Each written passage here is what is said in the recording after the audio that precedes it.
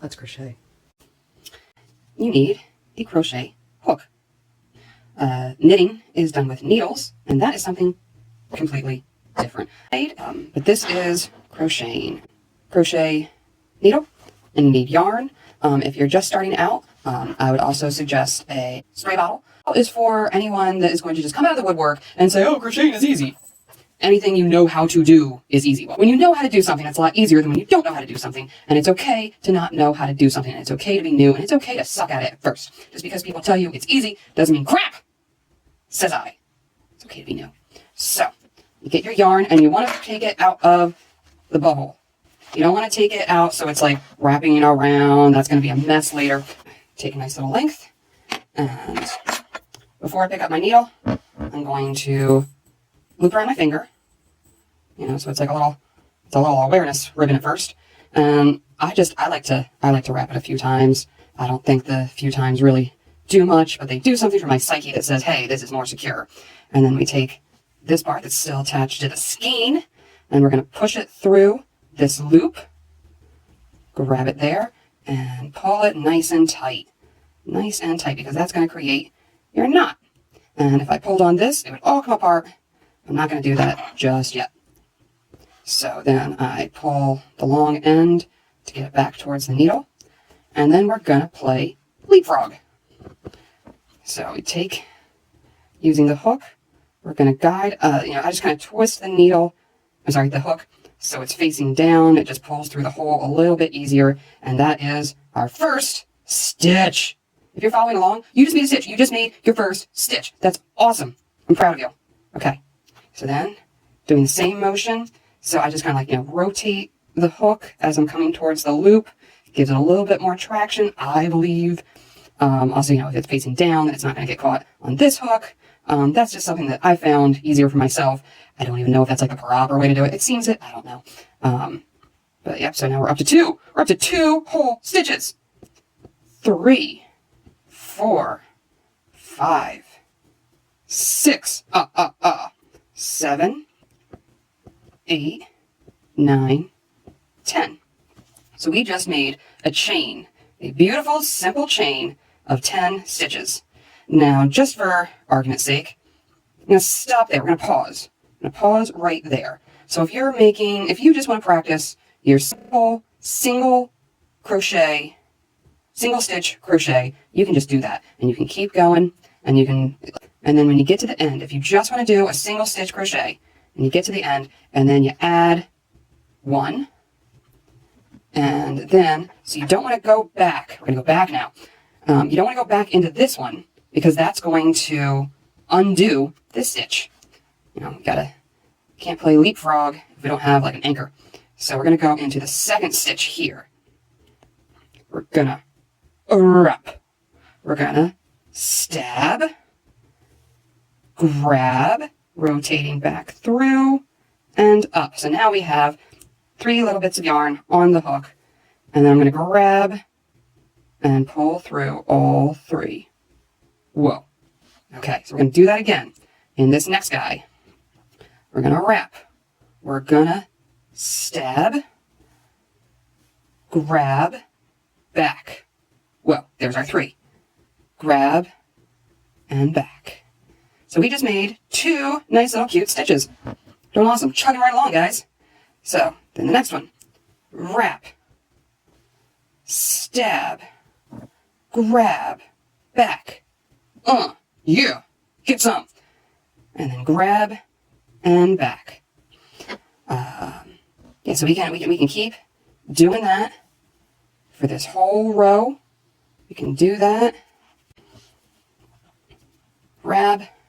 So it's also important when we made the chain to make it nice and loose. Not loosey-goosey, but just not tight. It's just so tempting. Not even tempting, like you don't even know that you're doing it when you first make your first chain, to make it super tight without even, you don't know what kind of tension you need, but you can kind of see how like nice and loose these lovely stitches are. I also suggest if you're doing this for the first time to do a lighter color yarn. Darker is hard to see. I did this color because I didn't think it would blend in with the background. But yeah, those are my suggestions. So wrap, and we're going for the top the top loop, because yeah, here's a hole and there's a hole, there's a bunch of holes. So you just want to make sure that, see, like, here's where we are and here's where we want to be, and we're grabbing this top boy. And the next row is going to look different because this one we're just going from the chain. So we wrap, we stab, we grab, we back up, we grab, and back up all three. Wrap, stab, grab, back. I also move my left hand as I go, because when I go to stab, after I wrap, of course, my finger is there, push it on, and then I move it down under the one that I'm on to steady, and then I move back, move the left thumb back to do that. It feels steadier to me, and I'm certainly not an old pro, so I like anything that's going to make it a little bit more steady, that's going to make it a little easier on me.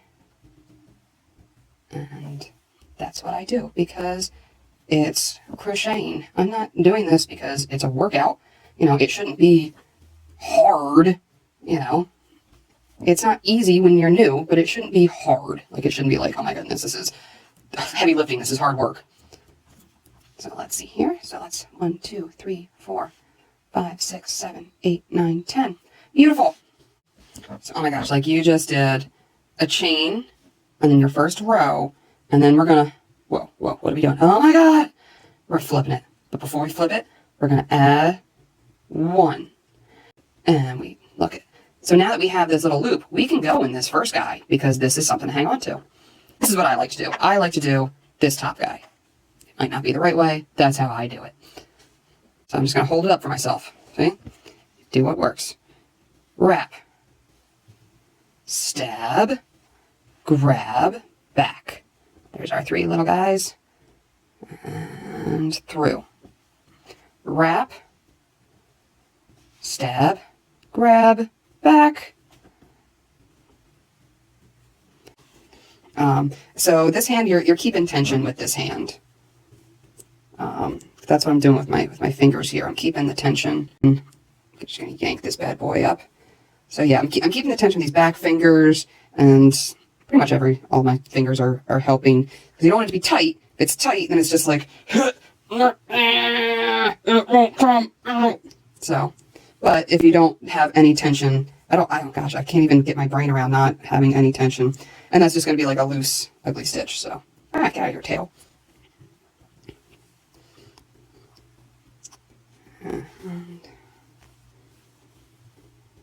Wow, why do I have 4? Whoa. I have too many. I did something wrong.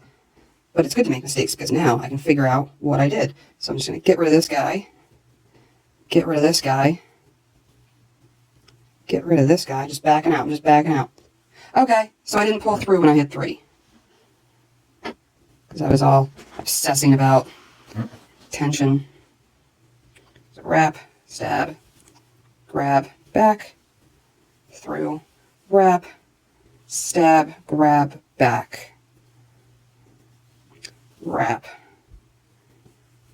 stab, grab, back, wrap, wrap, stab, grab, back, wrap, stab, grab, back, wrap, stab, grab, back.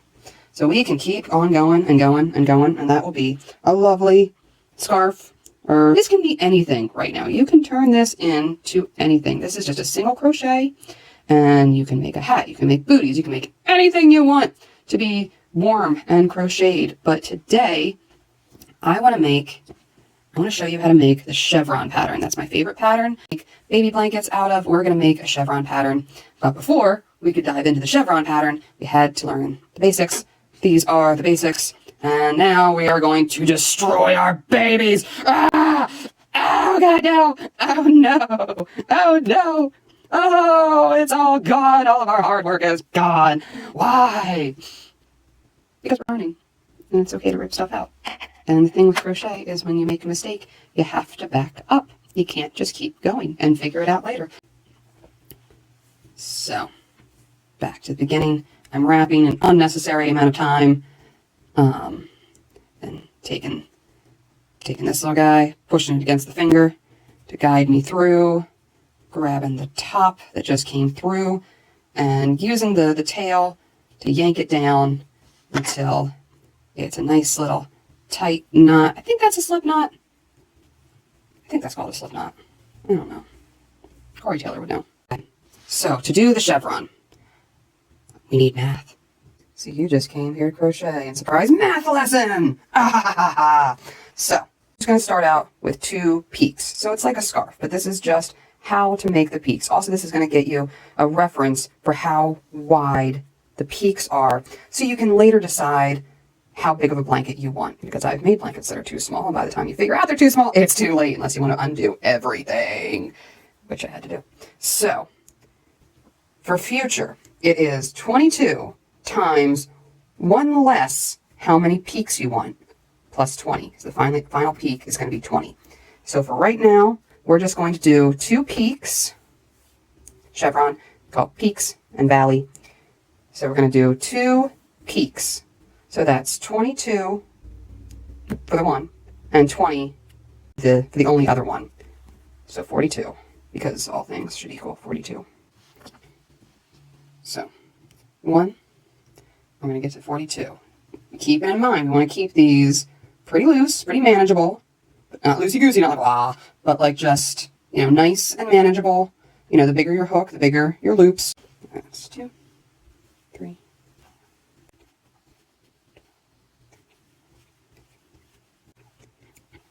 41, 42. Okay, so going back into, I'm confusing myself now. All right, I'm just going to make an extra one, because if there's an extra one at the end, it's going to be the tighter one that I can just skip and like loop, lace in later. Okay, so, I got a little tight at the end. All right, so I'm going to find the hole. Here it is, this top guy, just kind of stretching him out a little bit. And I'm going to loop. I'm going to wrap.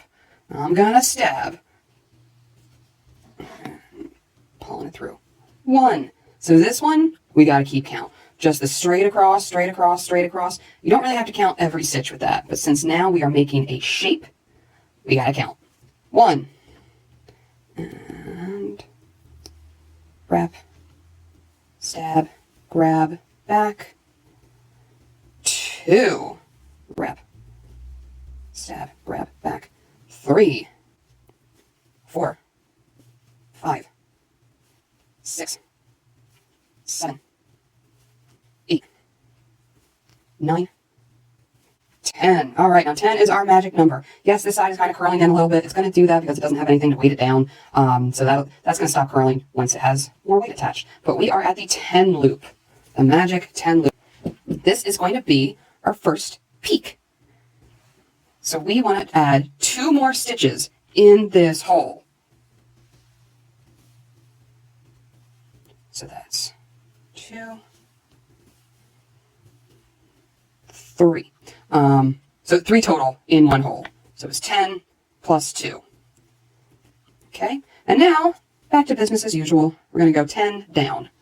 Wrap, stab, grab, back. 1, 2, so my chain was a little tight. So I have to fight a little bit. 3, I should take that time. 4, 5, 6, 7, 8, 9,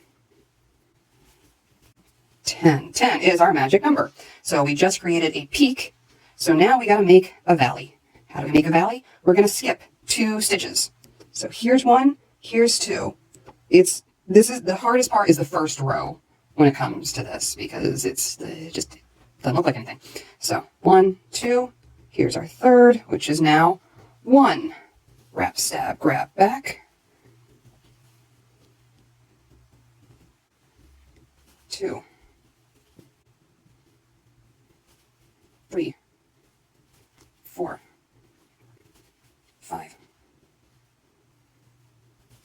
6, 7, 8, 9,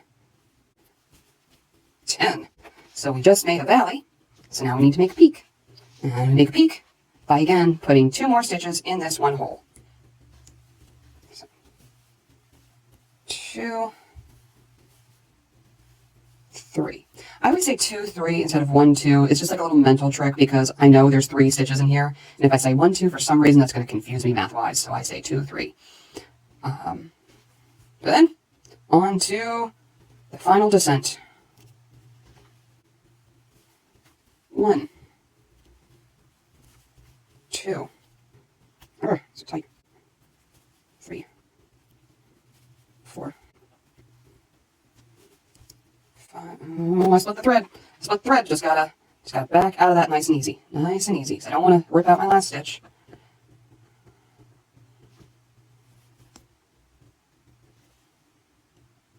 And I've lost my count. So I'm going to go back to my peak. Stretch out my peak a little bit. And I'm going to look at what's happened since the peak. So it was, try to count the legs.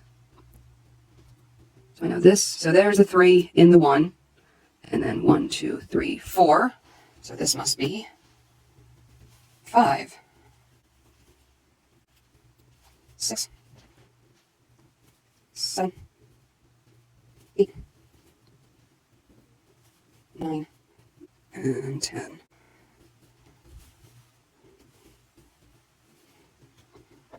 So I am glad that we added that one at the end because that little guy that would just be too hard to get into. So we're flippity, and we're just going to take a minute to admire this lovely M shape that we have right now. The peaks or valleys looking good. Now, because we're going uphill, we don't have to chain one.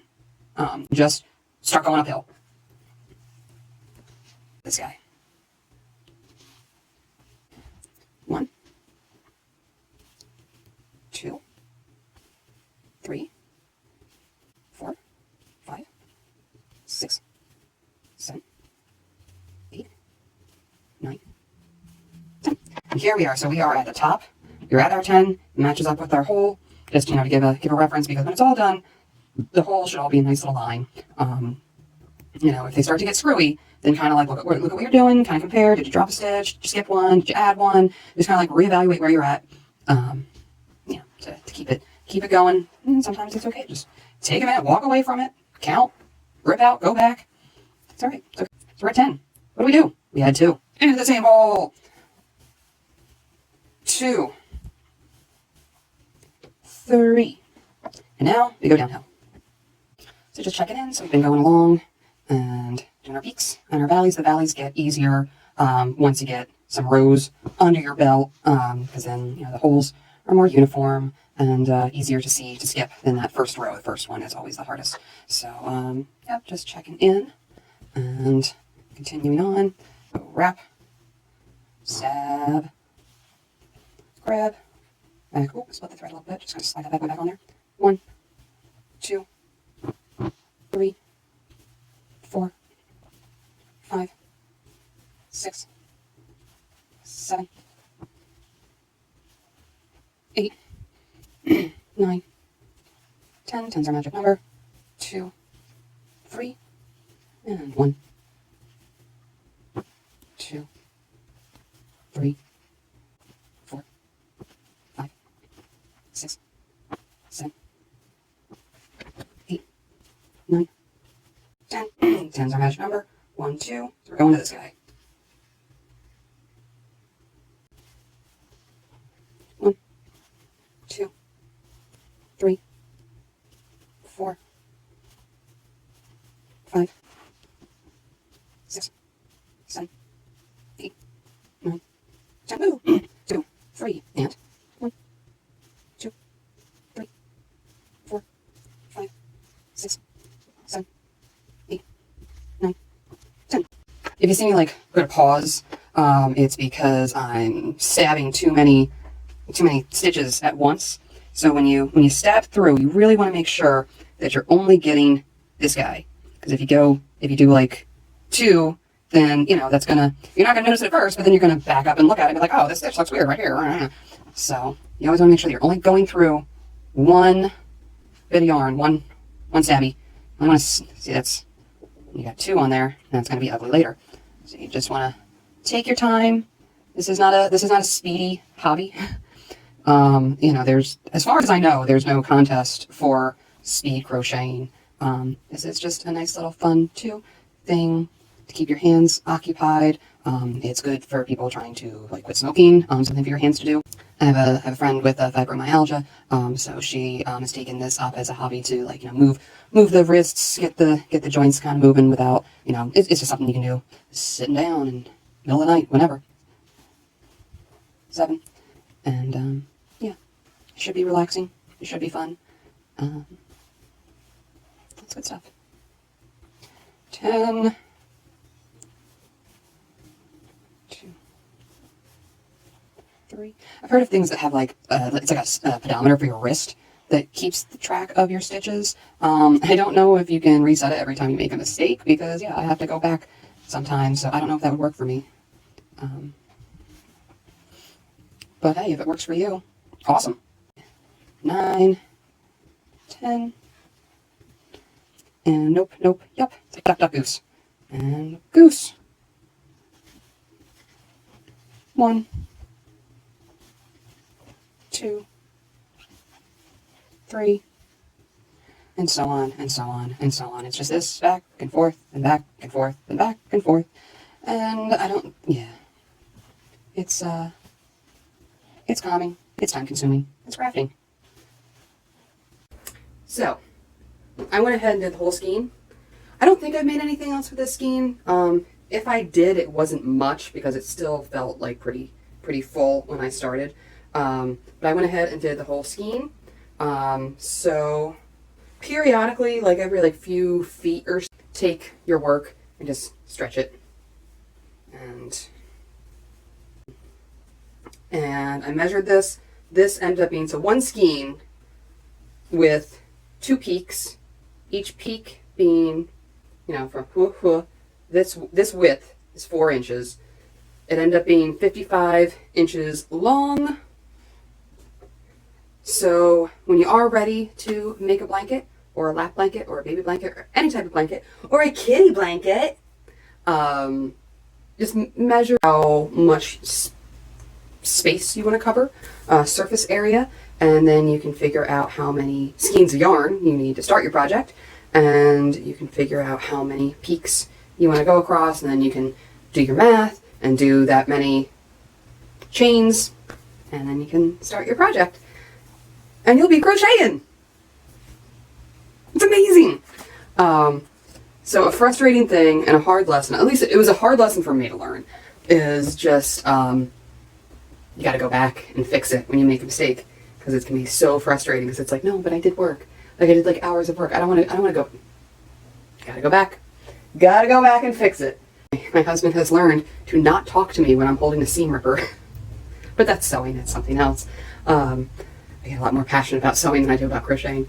So yeah, the hard thing is getting over ripping out your mistakes. So I'm just going to do a crash course because I'm not going to wear this scarf. I thought about it when I was making it. I'm going to reuse the yarn, and to reuse the yarn, I gotta rip it out.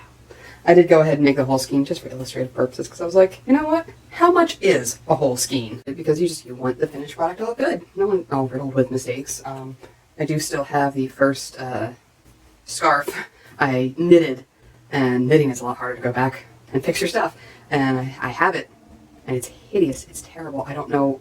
I'm probably never going to make it into anything, but for some reason I'm not just reusing the yarn because I like it as a reminder that it's okay to be new. And I just look at it and go, God, you're ugly. And he's like, whatever, I'm a scarf. But it's okay to be new. It's okay to get better. Because you can't get better if you don't start off bad. That's your lesson for the day. But so, I'm going to kill my baby and destroy it. And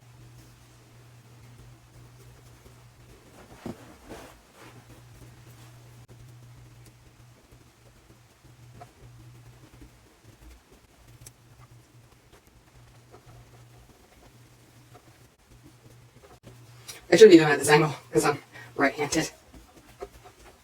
Or I could just switch hands.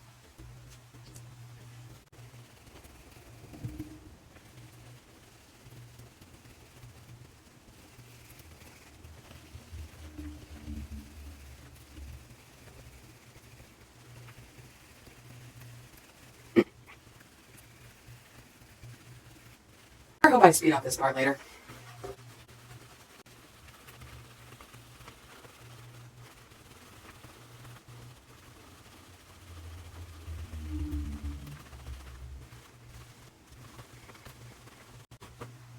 Better get yarn burned. That's the thing.